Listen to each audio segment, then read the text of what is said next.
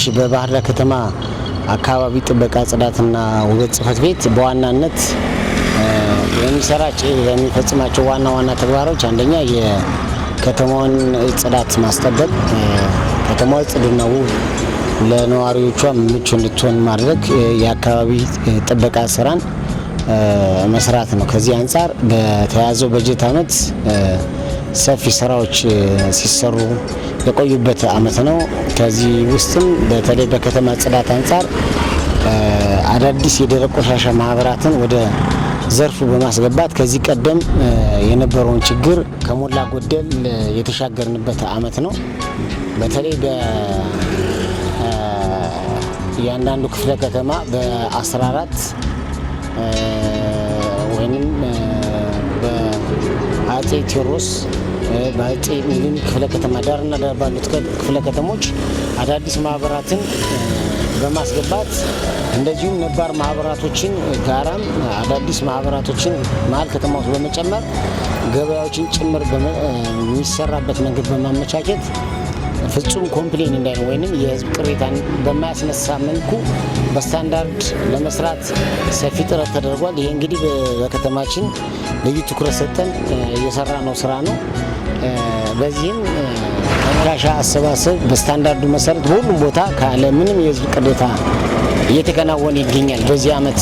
በዚህም ወደ 21 ሚሊዮን ብር ተጨማሪ በጀት በመጠየቅ ከተማ አስተዳደሩ ካቢኔም ይህንን በመፍቀድ ሰራተኞችም የተሻለ ክፍያ እንዲያገኙ በማድረግ ከዚህ ቀደም ሲከፈላቸው ከነበረው 1500 ወደ 2600 ብር እንዲከፈላቸው በመሆን ፈጣን አገልግሎት እየተሰጠ ይገኛል።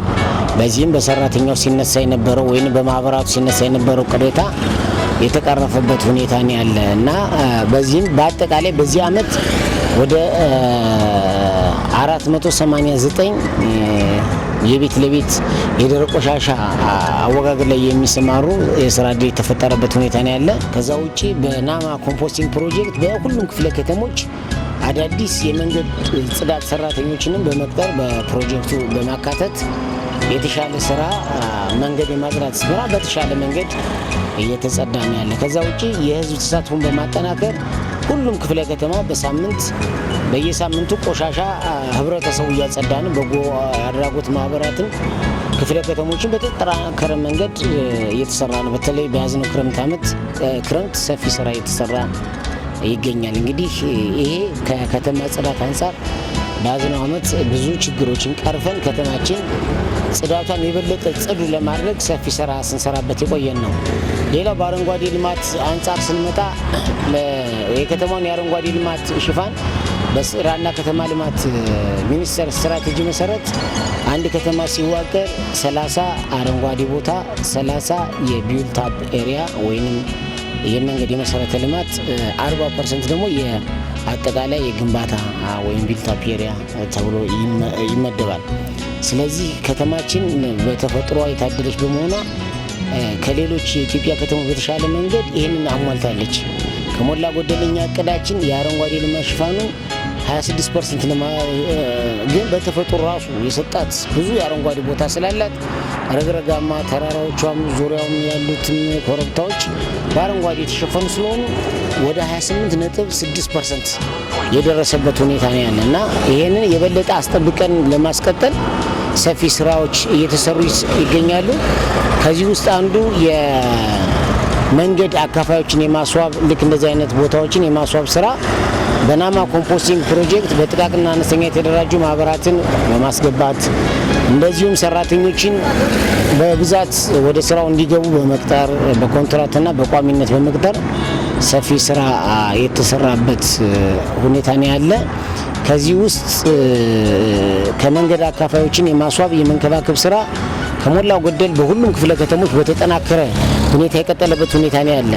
ከዚህ ውጪ በአጠቃላይ በፓርክ ልማት 441 ሄክታር የአረንጓዴ ቦታ ፓርክ ልማት በዚህ ዓመት እንዲለማና እንክብካቤ እንዲደረግለት እየተደረገ ነው ያለ።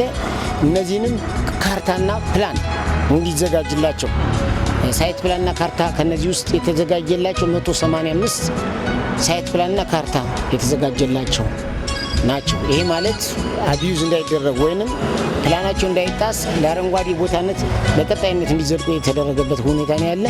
በአጠቃላይ 288 የፓብሊክ ወይንም የኮሚኒቲ ፓርክ በማህበረሰቡ ራሱን ያለማቸው ለማህበረሰቡ አስተላልፈን የሰጠንበትና አብዛኛው የለሙበት ሁኔታ ነው ያለና ይሄንን ህብረተሰቡ ራሱ ችግኝ ይተክላል፣ ራሱ ይንከባከባል። እነዚህ እንግዲህ አልፋችሁ ማየትና መጎብኘት ይቻላል። ከዛ ውጪ የፓብሊክ ፓርክ ኮሚኒቲ ፓርክና ፓብሊክ ፓርክ ነው እኛ የምንላቸው።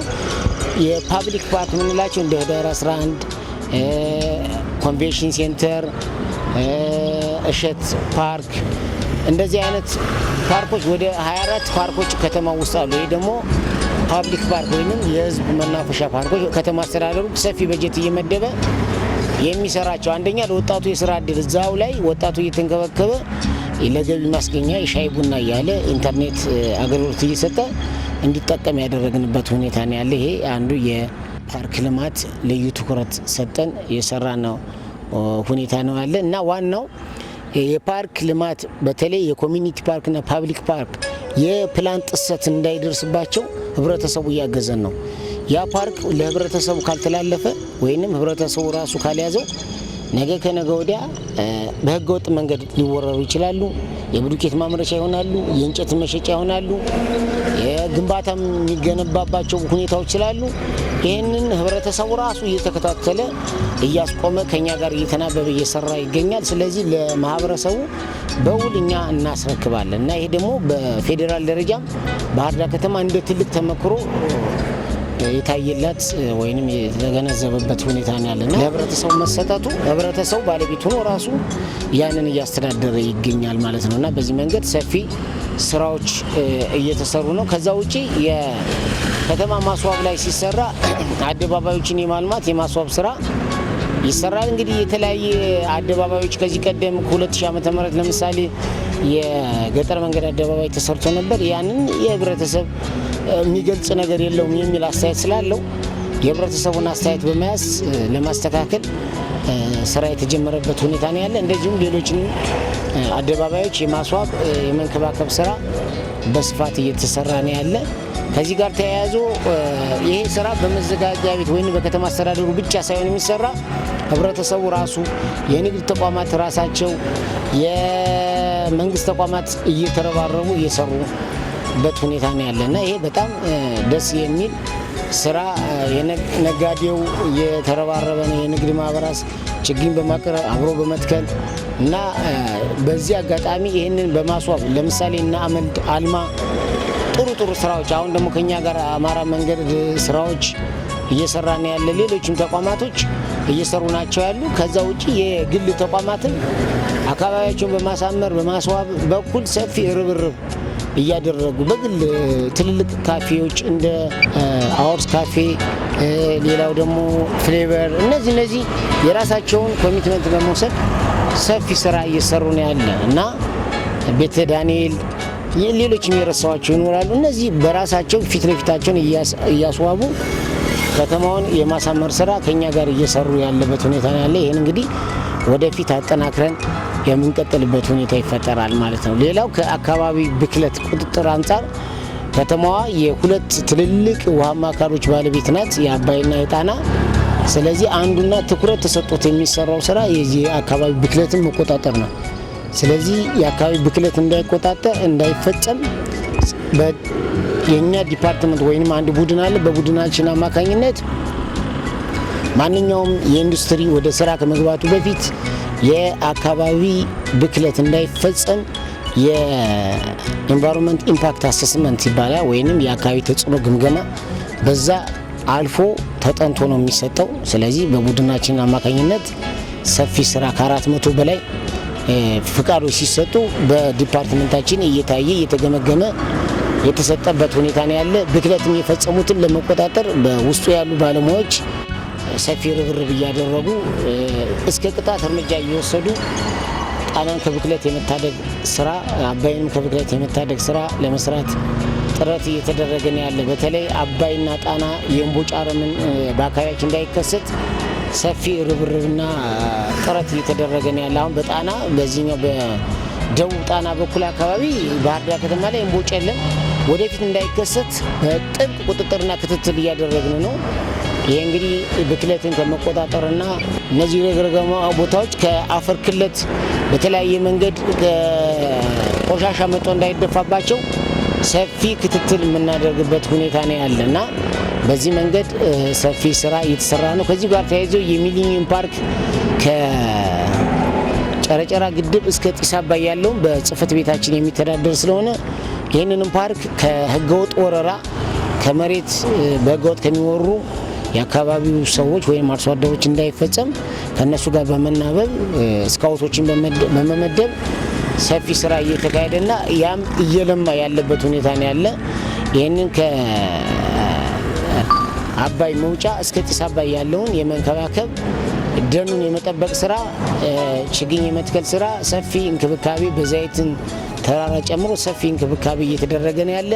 አምና የተከልናቸው አትክልቶች በተለይ በዛይት ተራራ ከ88% በላይ የጸደቁበት ሁኔታ ነው ያለ። እንግዲህ እዛው በአካል ሄዶ ማረጋገጥ ይቻላል። ሞተር ውሃ በመመደብ ከአባይ ውሃ በመሳብ ደብረ ማርያም አካባቢ እዛው በዛይት ተራራ አካባቢ ሰራተኞችን በቋሚ በመመደብ ሰፊ ስራ ተሰርቷል። ላንታና ካማራ የሚባል መጥያረ ማለት እሱን ጭምር በማስወገድ ጽህፈት ቤታችን በዚህ ዓመት ሰፊ ስራ ሲሰራ የነበረ ነው። ላሳ እጅግ በጣም ሰፊ ከተማውን ሊቀይር የሚችል ስራ ይሰራል ብለን እንጠብቃለን። የላንድስኬፕ ስራ ገጸ ምድር የማስዋብ ስራ ከተማውን በስፋት እየተሰራ ነው ያለ። ይህን አጠናክረን እንቀጥላለን። በአጠቃላይ ከተማዋ ፍጹም ጽዱ፣ ውብና አረንጓዴ ምቹ የማድረግ ስራችን ጊዜ የማይሰጠው ህብረተሰቡ አብሮ እየተረባረበ ያለበት ሁኔታ ነው ያለ። በዚህ መንገድ አጠናክረን የምንቀጥልበት ሁኔታ ነው ያለ። አብዛኛውን ህብረተሰብ ከተማን የማጽዳት አሁን በከተማ ቆሻሻ ዙሪያ አብዛኛው ህብረተሰብ እንዲጸዳለት ይፈልጋል። ኦልሞስት 100% ማለት ይቻላል። ቆሻሻን የሚጸየፍ ማህበረሰብ ፈጥረናል። የሚጸየፍ ቆሻሻን የሚያጸዳ ማህበረሰብ ግን ገና አልፈጠርንም። ቆሻሻን መጸየፍና ሌላ ሰው እንዲያጸዳ የመፈለግ ያ 100% ሁሉም ሰው ይደውላል፣ ቆሻሻ ካየ ይጠቁማል። ግን መጠቆም ብቻ ሳይሆን ራሱ ማጽዳት፣ ራሱ መሳተፍ ይገባዋል። ባያጸዳ እንኳን ለጽዳት ለሚሰሩ ሰዎች በማዘን ቆሻሻን አካባቢን በቆሻሻ አለመበከል፣ ቆሻሻን በአግባቡ መያዝ እና ማስወገድ ያስፈልጋል። በተለይ ገበያ አካባቢ በተለያየ ቦታ አካባቢ እንዲህ አይነት ነገር ስላለ ያው እኛም ትንሽ ጠበቅ ብለን እየተከታተልን ስለሆነ በዚህ መንገድ የበለጠ ይጠናከራል የሚል ሀሳብ አለን። ህብረተሰቡ ግን አሁን በየአካባቢው የማጽዳት ባህሩ ከድሮ የተሻለ እያደገ ጥቆማ የመስጠት አብሮ የመከታተል ሁኔታ እያደገ የመጣበት ሁኔታ ነው ያለ። በዚህ ዙሪያ ብዙ ሰው ከኛ ጋር እየሰራ ነው ያለ። በጎ አድራጎት አብሮን እየሰሩ ነው ያለ። ስለዚህ ይህን ወደፊት አጠናክረን መቀጠል ነው ያለብን።